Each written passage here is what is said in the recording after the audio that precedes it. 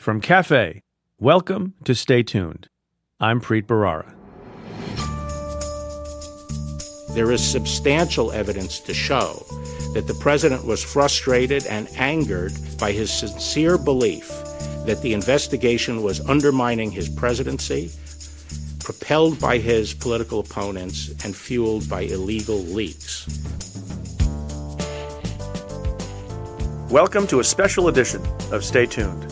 That, of course, is Attorney General William Barr at this morning's press conference about the Mueller report, which is, of course, somewhat redacted, finally out. Joining me for today's special edition of Stay Tuned is Ann Milgram. She is, as you know, the former Attorney General of New Jersey and my co-host at the Cafe Insider podcast. There is a lot to discuss. But first, a quick word from our sponsors.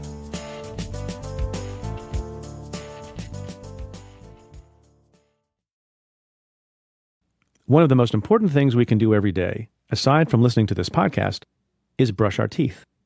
But how many of us do it properly? Hold the brush at a 45-degree angle and scrub clockwise for 2 full minutes. Enter Quip, the better electric toothbrush, created by dentists and designers. It makes brushing more simple, affordable, and even enjoyable. It has a built-in 2-minute timer and pulses every 30 seconds to remind you when to switch sides, the best way to get a full and even clean. Maybe you have sensitive teeth. Quip is for you too. With sensitive sonic vibrations, Quip is gentle on your gums. Plus, Quip can send you refills every 3 months to keep your breath and your mouth fresh. That's why I love my Quip. No wonder they're one of the first electric toothbrushes accepted by the American Dental Association. And they're backed by over 20,000 dental professionals. Quip starts at just $25, and if you go to getquip.com/Preet right now, you get your first refill pack for free with a Quip electric toothbrush. That's your first refill pack free at getquip.com/Preet. Hiring can be tricky. Like if you decide to purge your entire office for some reason, then you might be in the market for a whole slew of qualified candidates. But there's one place you can go where hiring is simple, fast, and smart. A place where growing businesses connect to qualified candidates. That place is ZipRecruiter.com/Preet. ZipRecruiter sends your job to over 100 of the web's leading job boards. But they don't stop there. With their powerful matching technology, ZipRecruiter scans thousands of resumes to find people with the right experience and invites them to apply to your job. As applications come in, ZipRecruiter analyzes each one and spotlights the top candidates so you never miss a great match. ZipRecruiter is so effective that 4 out of 5 employers who post on ZipRecruiter get a quality candidate through the site within the first day. And right now, my listeners can try ZipRecruiter for free at this exclusive web address, ZipRecruiter.com/Preet. That's ZipRecruiter.com/Preet. ZipRecruiter.com/Preet.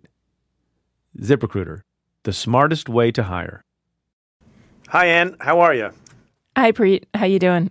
I'm good. So I'm in a small podcast studio in Washington, D.C. at CNN headquarters. I don't know if it's the headquarters, actually, but it's the D.C. office of CNN. And you are where? I am sitting in our normal podcasting studio in New York City. I see. Looking at an empty report. Chair across from me. Yes, I'm sorry. Yeah, it's sad. The famous debating of the empty chair. Yeah. So I've been spending all the day, as much as I can, scrambling and reading. I've gotten through a great majority of it, skimmed other parts of it, seen what some other folks have said about it. Still scrambling a little bit to get my head around all of it. You've had a chance to look at the report too, Ann? Yeah, I'm in the same boat. I mean, I've had the opportunity to read pretty thoroughly the obstruction section and a lot of the conspiracy section, but there's a lot here, and I definitely want to read it again. And so I think we should we have more to talk about today. Yes, yeah. and we'll continue to be talking about. I think there's enough here that it will require dissection and conversation for a number of days going forward. Did you have a big takeaway from just the overall report? Did it match what you expected it to be? I'll tell you, I have sort of 2 takeaways, or 2 high-level takeaways, and there are probably a lot more takeaways. But the first is, I think Mueller did an extraordinary job, and there are a couple places where I may disagree with him or sort of push a little bit against some of the way or the conclusions he drew. But this is a very detailed, very fact-based report. They looked at questions from every possible angle. And so I really came away thinking he was thorough, he was factual, and that he went out of his way to make sure that he was fair in how he gathered the facts and did the analysis. And so that's one of my big takeaways. My second big takeaway is that I think that the obstruction section is devastating for the president, and that is consistent with some of the public reporting we've heard lately, but I think not consistent with the summary that Barr gave us, the Attorney General Barr gave us, 3 or 4 weeks ago. And I do think you and I should dissect it a little, but there are multiple instances of conduct, and there is deeper conduct. And just the way that they do the analysis of the sort of 3 parts of the statute, I thought was very powerful. What about you? What's your big takeaway? Yeah, so I thought, as expected, that the report would be incredibly detailed, thoughtful, pretty fair, not a lot of editorializing. And on every question, they sort of took the time to say, well, on the one hand, this is one way you could look at it. On the other hand, the better view of the evidence suggests that this is the other way to look at it, but always gave some consideration to both sides of the question. So it's hard to say that they went out of their way to find bad conduct or went out of their way to excuse bad conduct. But I also found, with respect to the obstruction section, that it was devastating, and it paints a picture of basically crazy, lunatic White House, where person after person after person was asked to do crazy things. Sometimes they did those crazy things. Sometimes they didn't do those crazy things.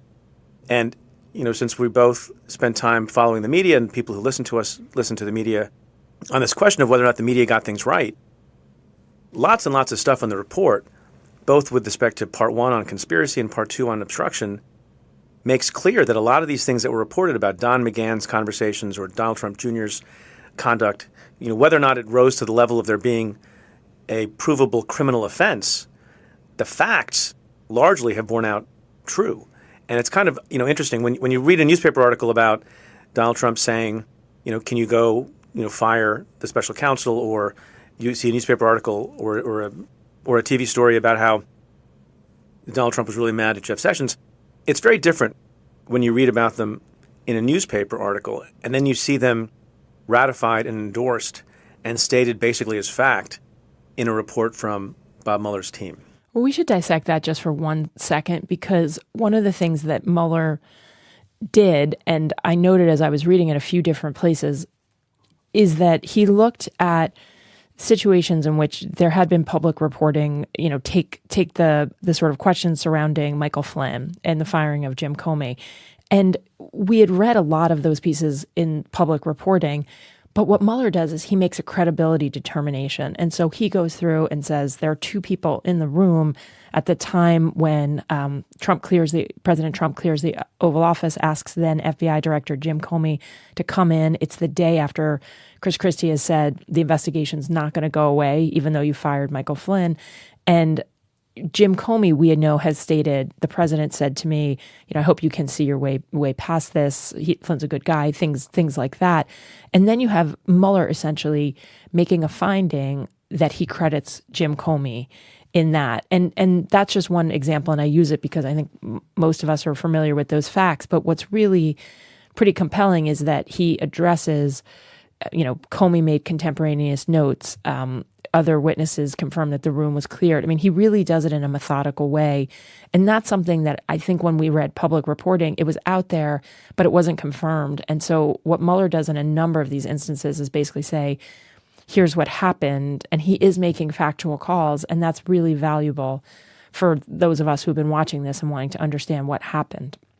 Yeah, look, over and over and over again, the Mueller report, based on common sense, documentary evidence, interviews with witnesses, essentially credit, when there's a difference of opinion and a difference in interpretation of an event, and one side is Trump's and the other side is someone else's, it almost always credits the other side.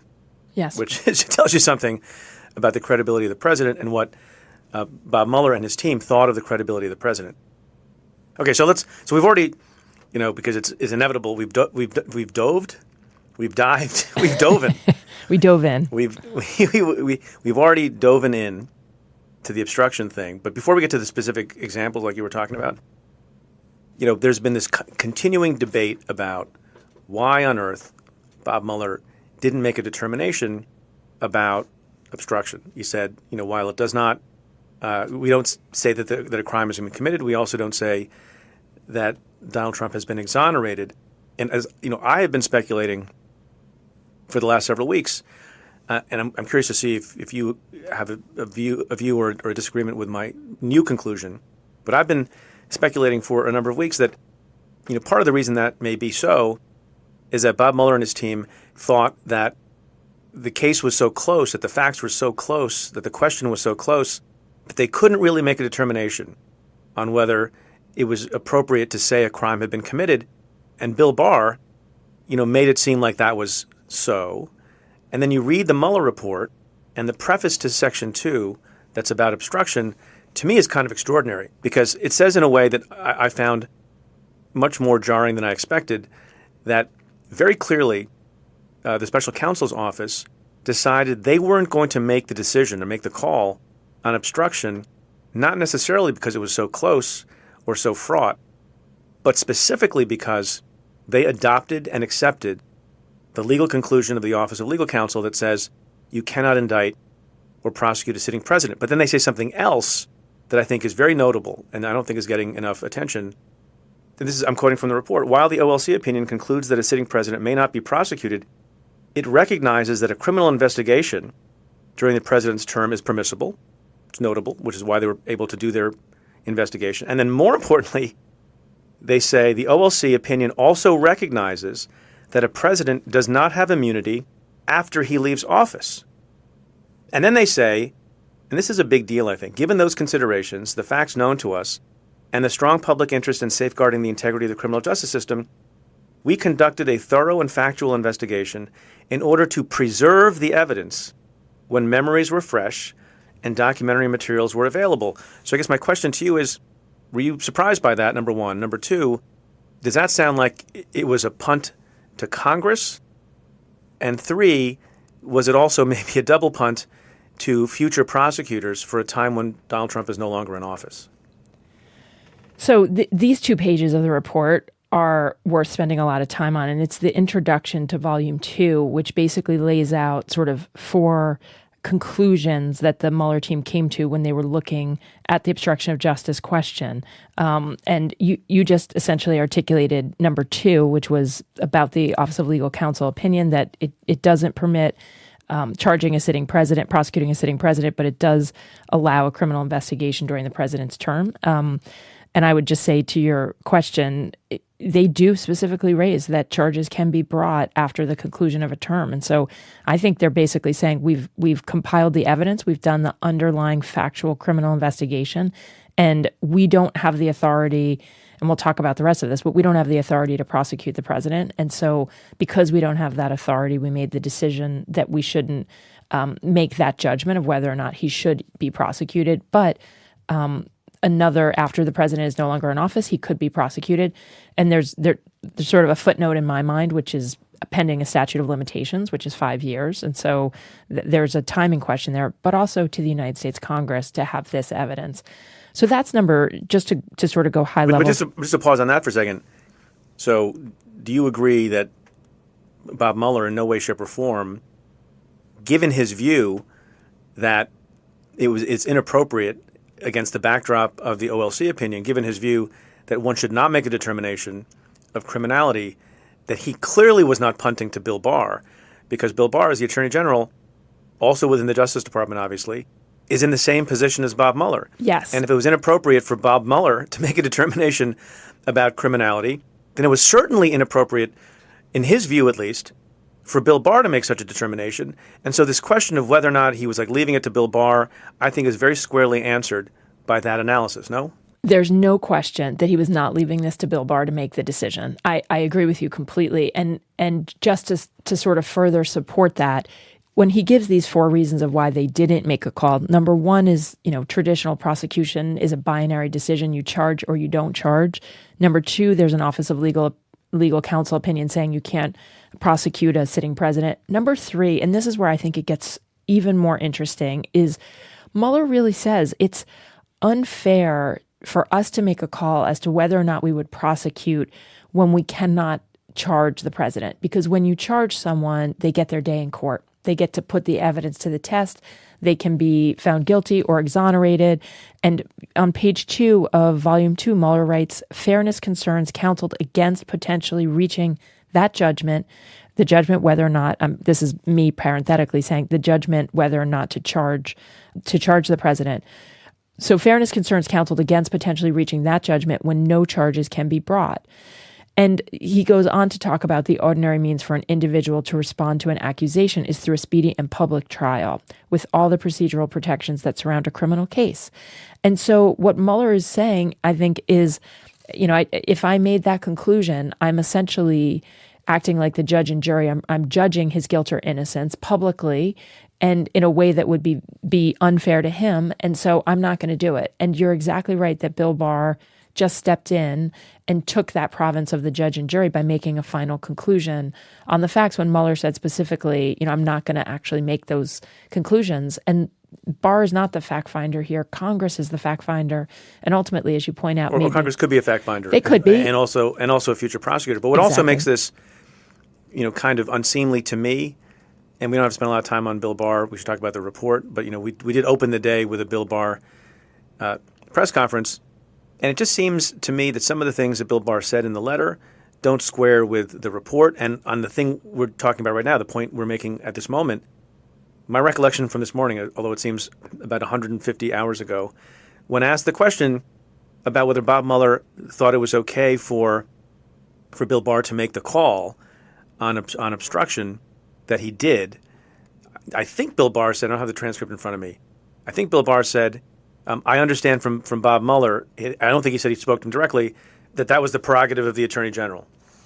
That does not seem to me at all consistent with what Bob Mueller thought about this question and what anyone in the Justice Department should be saying on the question against the backdrop of this OLC opinion. And Barr also said that Mueller told him that the OLC opinion on not indicting a sitting president wasn't a factor, and that could not be less true. It's the first 2 pages of the obstruction section of the report, and Mueller broke the report into 2 sections, one on obstruction and one on this question of conspiracy with the Russians who were hacking into the election and influencing the election through social media. And so on the obstruction part of the report, the first 2 pages are what we've just gone through, which is a complete explanation by Mueller of why he's not making a conclusion.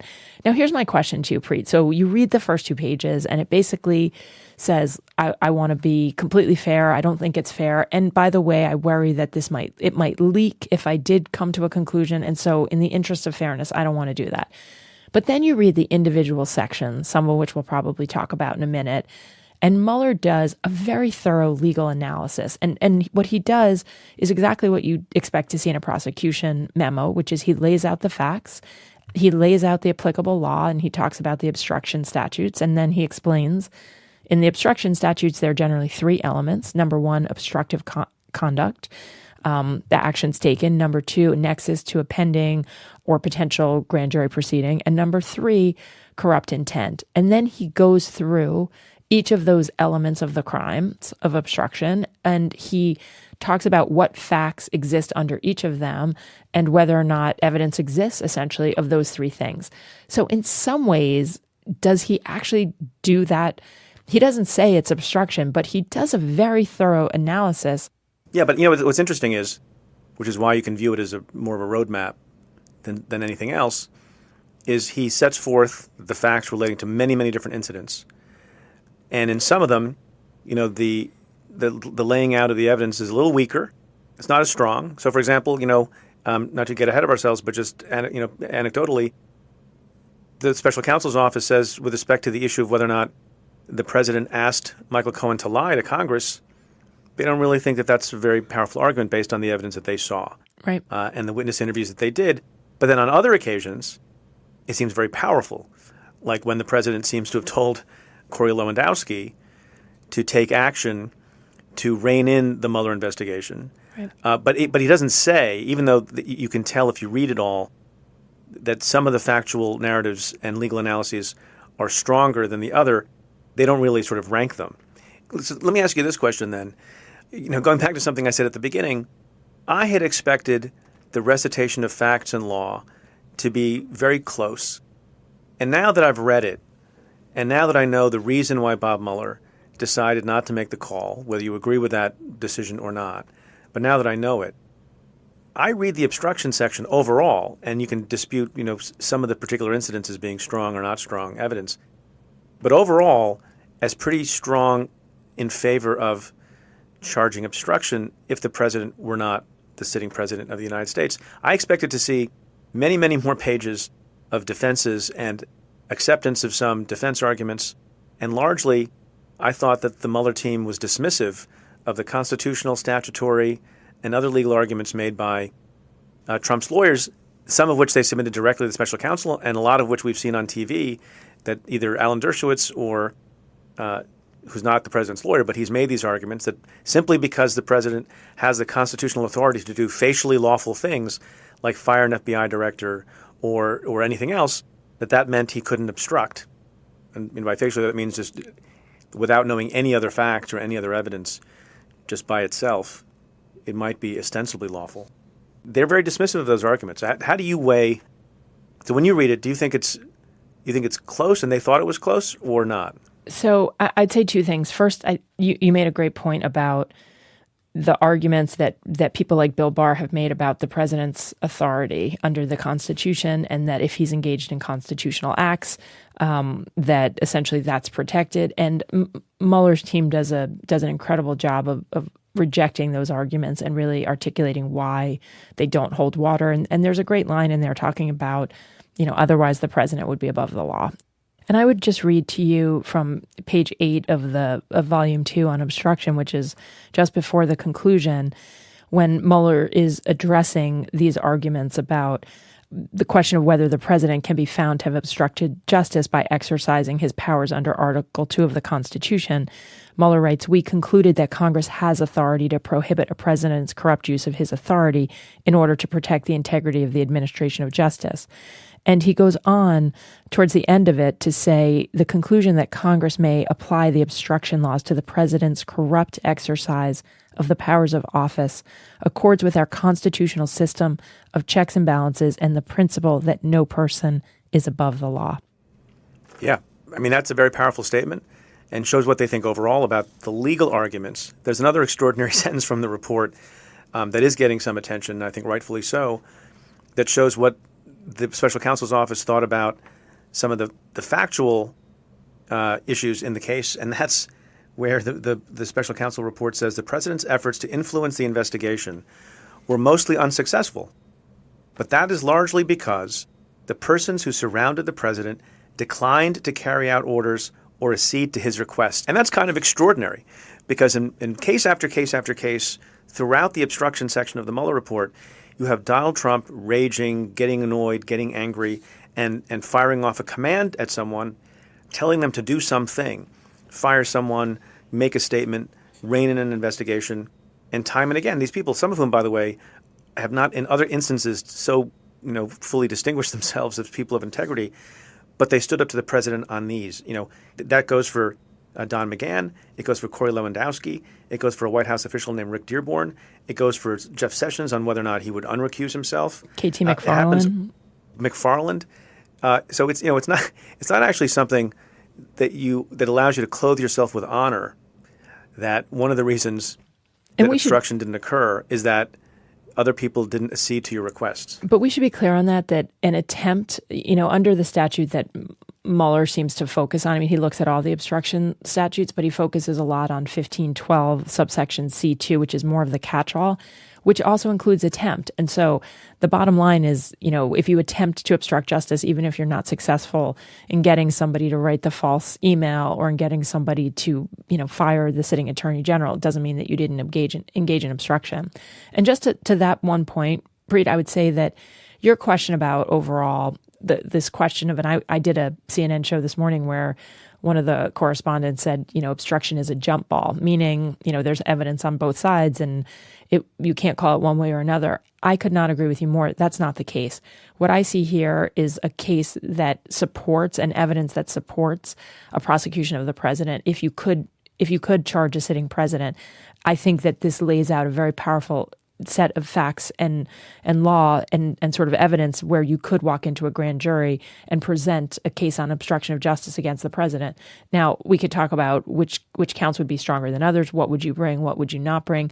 But any suggestion that there is insufficient evidence that the president obstructed justice, that's not what you find in this report. This is not a report that says, the president is not guilty, and the report specifically says it doesn't exonerate him. But beyond that, I think they really do make a case for ways in which the president worked actively to thwart the investigation, fire the special counsel, fire Comey and others. And it really is devastating to the president, and I think important as part of this larger conversation about what's taken place over the last 2 years, that we not ignore that.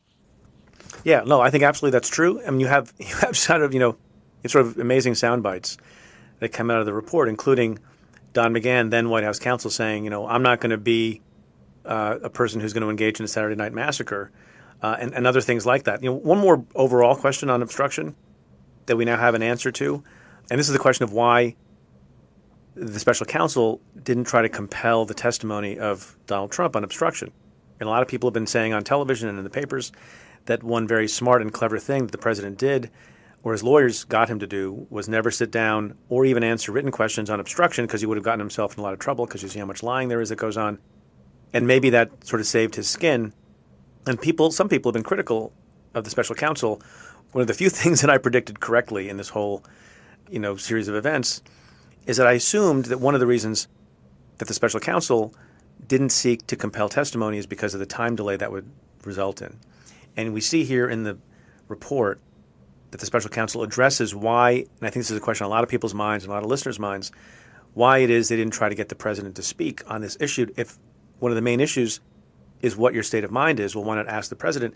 And they said, special counsel said, quote, "We made that decision in view of the substantial delay that such an investigative step would likely produce at a late stage in our investigation, which I think would have taken us, past the next election if the president decided to fight that subpoena."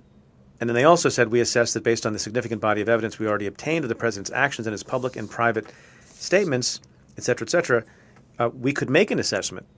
And they say also, finally, that in lots of garden variety obstruction cases, those cases are made based on circumstantial evidence and inferences that you ask the jury to make, because often the person will not speak to you. It's difficult to get them to speak to you. And they, of course, always have their Fifth Amendment right against self-incrimination. So it's not unusual to make a final assessment about obstruction without talking to the individual you suspect of it.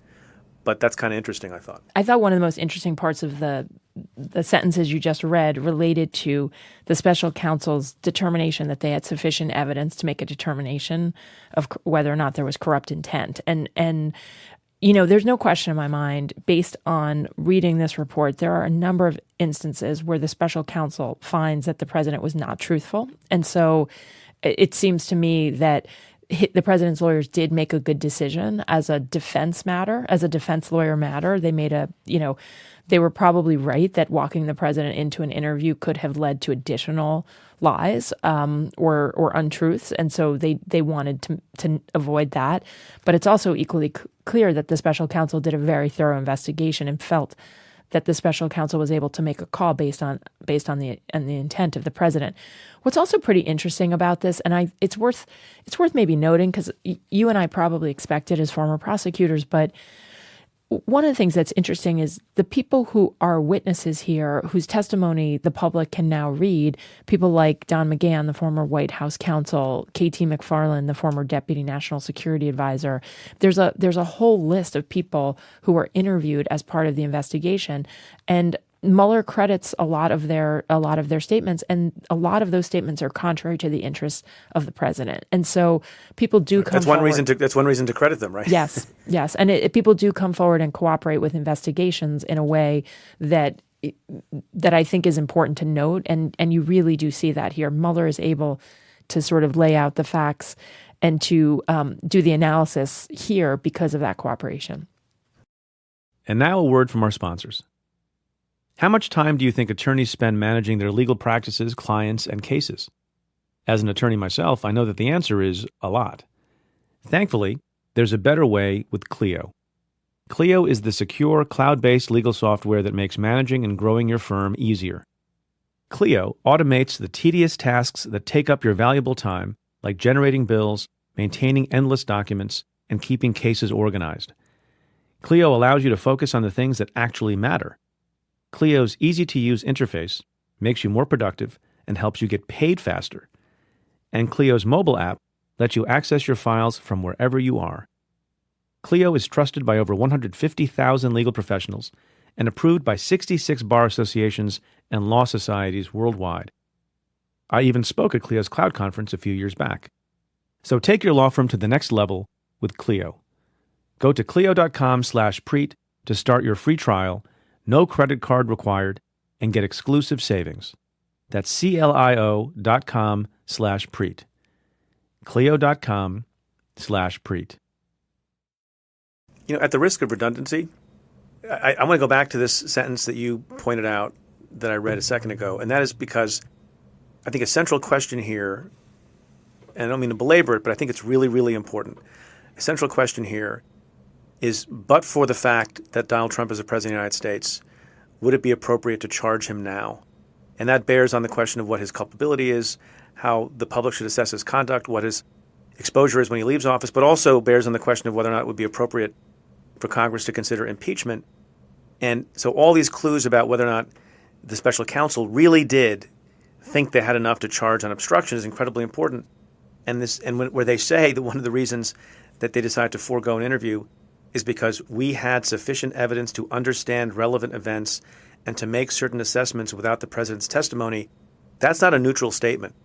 That seems to me a thumb on the scale of, we knew bad stuff was going on, because elsewhere in the document, especially in portions where they're talking about conspiracy, they do say that because of certain actions by certain people and with the holding of documents and encryption and various other reasons, we couldn't make a really good, clear assessment of the conduct and of people's intent. They don't say that here. On the question of obstruction, which is the one thing they say they're not going to decide, the more I think about it, and in talking to you and hearing your views on it, the more I think that but for the fact that the president is the president, he would be in serious legal jeopardy on obstruction. Yeah, I agree with that. Did you know, and this is one of the sort of questions I had as I was reading the report for you about Mueller's, this conversation about whether you need an underlying crime to commit the crime of obstruction. And the report says pretty clearly, quote, the injury to the integrity of the justice system is the same regardless of whether a person committed an underlying wrong. But it does go on to sort of look at this question of, at the time of the initial investigation into Russian interference with the American election, the report does, go out of its way to state that at that moment in time, the president did not believe, he had been told by Jim Comey, he was not a subject or a target of the investigation, that it wasn't about him. And, that of course is not a bar to being prosecuted for obstruction of justice. You can obstruct an investigation whether or not you're a target of that investigation. But did you find that language compelling, or what was your reaction to it? So I think it's a correct statement of the law that Mueller adopts and that other people have said, and you and I agree with, that there's no legal requirement that someone be guilty of an underlying crime to prosecute someone for obstructing an investigation into that crime. For, among other reasons, it would provide incentive to everyone in the country who's under investigation to obstruct effectively, so that there could be no underlying charge, and therefore you're off the hook on obstruction. So it makes no sense at all. It is not crazy when the special counsel says you can imagine circumstances in which a good faith belief that you hadn't done anything wrong and an investigation was not being done properly, it could in some circumstances bear on the intent of the person. Was the person, really intending to obstruct? I don't fully buy it. The worst version of this, kind of foolish version of this that I heard come out of the mouth of Attorney General Barr this morning that a lot of people have commented on was, well, the president, you have to understand the context in which this was happening. The president didn't think he'd done anything wrong, and he was really frustrated and really angry, as if frustration and anger can be a defense. Most people, as lots of other folks have been pointing out, that's usually the state of mind when you actually engage in prosecutable obstruction of justice. You're frustrated and angry that you might be charged with something. So I think it's a complicated issue. I do think that there's a circumstance in which it could have some bearing, the way that Bill Barr tried to gloss over it, I think doesn't wash. Yeah, and it feels to me that the president could have engaged in obstruction for a variety of different reasons and could have had a corrupt intent. And it could have been, one reason people obstruct justice or try to, thwart investigations is because they're the subject of an investigation. Another is that people close to them are the subject of an investigation, which was certainly the case here. Michael Flynn was prosecuted. Paul Manafort was prosecuted. There are countless examples of people who were being prosecuted around the president.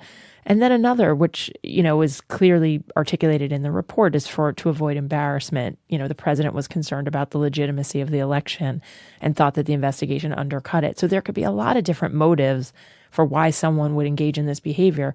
But the real question is, do they meet those three elements of the crime of obstruction? The obstructive conduct, the nexus to a pending proceeding in the grand jury or potential proceeding, and corrupt intent. And it is relevant to intent, but I really push back against any idea that the fact that the president did not commit the underlying crime of conspiracy with Russia to hack the computer emails or engage in the social media distortion of the election. Just because he's not involved in that does not mean, to me, that he cannot be guilty of obstruction of justice. I agree with that. Looking at some of the examples of conduct that could or could not, feed a finding of obstruction. One of the biggest things that has happened in the last 2 years, and in fact, it was the proximate cause of Bob Mueller being appointed in the first place, and that is whether the firing of Jim Comey itself, and they spent a lot of pages talking about this, and it's on everyone's mind, was the actual firing of Jim Comey itself, that act itself, was that obstruction. And on that score, maybe you read it a little differently from how I did, but I'm curious to know what you think. The Mueller team is a little bit sympathetic, I thought, in some respects, to the Trump folks' argument that, on the one hand, there's a lot of evidence that he wanted the Russian investigation to go away, and he gave that statement to Lester Holt on television. He said these weird things to the Russian officials in the White House. But on the other hand, a little bit in his favor, not because it makes him look good, but on the criminal issue, he wanted over and over again Jim Comey to say publicly that I, Donald Trump, was not personally under investigation. And frustration with his refusal to do that, which he thought was insubordination, to the extent that was the cause of his firing. If that was the exclusive cause of his firing, that does not lend a ton of weight to an obstruction finding. What did you think of that? I think that's right. But what persuaded me otherwise, and I think what Mueller does here is he puts out all the evidence, which I really respect and think is positive. And there is a really close link in time between when Jim Comey, he testifies before the House Select Permanent Committee on Intelligence, and he talks about the fact that there is an investigation into Russia that's happening and into the Trump campaign. And he does not say, as the president has requested, but the president is not a subject or target of the investigation. And so it's clear that the president acts on Comey pretty close in time to that he is frustrated by that. But it's equally clear that there are a number of incidents and events that Mueller corroborates or makes findings of credibility on, including the president meeting with one-on-one with Comey in the Oval Office, which Mueller finds, look, he cleared the room, which he knew that he wanted to have this as a private conversation, saying, I hope you can see your way clear to letting this go, to letting Flynn go. I hope you can let this go. Mueller goes on to to basically explain why he credits Comey. And then he goes on to look at other things that are surrounding this. And he talks about the Lester Holt comments. He talks about the comments to the Russians in the Oval Office. And he really ultimately, I think, it's possible that there are multiple motives for why the president wanted to fire Comey. But the conversation that I found really important in this part of the report is that he talks about saying to someone, Chris Christie, basically, this I'm going to fire Comey. This cures the Russia problem. This puts it to rest. And Christie says to him, no, it doesn't end the investigation.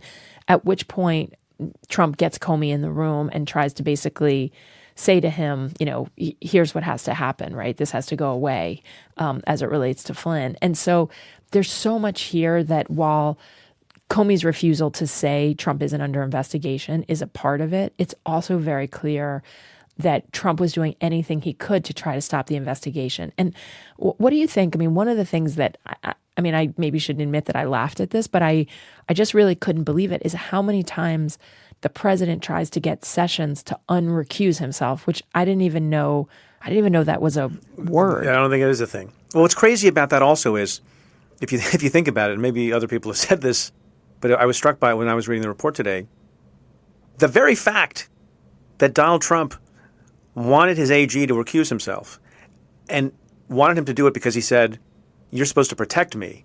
Right. The very fact that that was in the mind of the president is enough to have him be recused. Like that's the exact central issue regarding favoritism and not being neutral. All right. So, and what happens now? Did Donald Trump resign in disgrace? Well, does Bill Barr become knighted? Are there impeachment proceedings that begin immediately? What happens? Yeah, the only thing I know for sure is that for the next 48 hours, this is going to be all over the TV and in the newspapers, and we're gonna keep talking about it. And to that end, I would really encourage people to read the executive summaries at the beginning, and maybe we can post them on the Cafe website because it's worth reading. They're about 8 or 9 pages each. The Volume 1 executive summary and Volume 2. It's pretty compelling reading too. You will not fall asleep when you read it. So the first thing I know is that we're going to keep talking about it. The second thing, I think there is a question of whether Mueller testifies if he's subpoenaed. I'm sure he will testify. But I think the more significant question is, does Congress decide to take any action? Do they want to? And obviously there's still a question of Congress seeing a fuller. It appeared from Barr's statements and the president's statements that some members of Congress would see a fuller, less redacted report, and so that's a pending question. But then I think the bigger question is, what does Congress do with this? Do they hold hearings? Do they try to explore some of these incidents?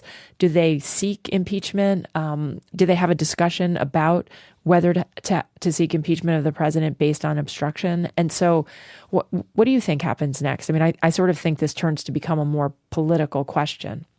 The other thing we should look for is that it says in the report that Mueller made 14 referrals of potential investigations and prosecutions, and those would have been made to other U.S. attorneys' offices and prosecutors' offices. And of the 14 that he made, we know 2 of them, essentially Michael Cohen and Greg Craig, both of whom have been charged with crimes. But there are 12 outstanding referrals, and so that's another thing we should watch for. Yeah, and on the issue of impeachment, I think that's a roiling debate that will persist because some people think maybe it's not a great idea, even if they think the president has done a lot of bad things. I think just before we started taping, Steny Hoyer, the House Majority Leader, Democrat, said as follows, based on what we have seen to date, going forward on impeachment is not worthwhile at this point, he reportedly said.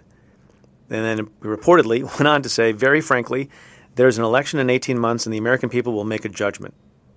So that's the view of Steny Hoyer, who's a high-ranking official on the Democratic side in the House.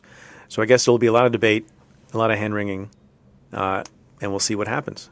And that's also consistent with what Speaker Pelosi had said about not looking for impeachment. So we'll have to. Yeah, I think it's sort of an odd moment in the wake of people just digesting this document that I think is very bad for the president to say in this precise sort of maelstrom. To say in the middle of this maelstrom, hey guys, no impeachment. Obviously trying to send a signal to the members and maybe to some of the committee chairmen, and in particular Jerry Nadler. Obviously, we could keep talking about this for a long, long time, and we do. To listen to the rest of our conversation, become a member of the Cafe Insider. Members get access to full episodes of the Insider podcast, bonus material from Stay Tuned, and more. In addition to today's episode, we'll have more to discuss on Monday's episode of Cafe Insider, when Ann and I typically break down the headlines and make sense of what's happening. So head to cafe.com/insider and become a member. That's cafe.com/insider. To the many of you who have already joined, thank you for your support. If you like the show, rate and review it on Apple Podcasts. Every positive review helps new listeners find the show. Send me your questions about news and politics. Tweet them to me at Preet Bharara with the hashtag AskPreet. Or give me a call at 669-247-7338. That's 669-24-PREET. Or you can send an email to staytuned@cafe.com. Stay Tuned is presented by Cafe. It's produced by Kat Aaron and the team at Pineapple Street Media, Henry Malofsky, Joel Lovell, Jenna Weiss-Berman, and Max Linsky. The executive producer at Cafe is Tamara Sepper, and the Cafe team is Julia Doyle, Calvin Lord, Vinay Basti, and Jeff Eisenman. Stay Tuned is produced in association with Stitcher. I'm Preet Bharara. Stay tuned.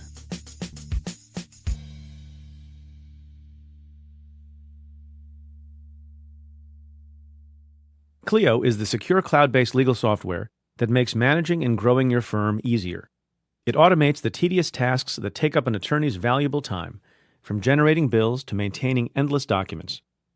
Not to mention, its mobile app lets you access your files from anywhere. Take your law firm to the next level with Clio. Go to clio.com/Preet and start a free trial, no credit card required, and get exclusive savings. That's CLIO.com/Preet.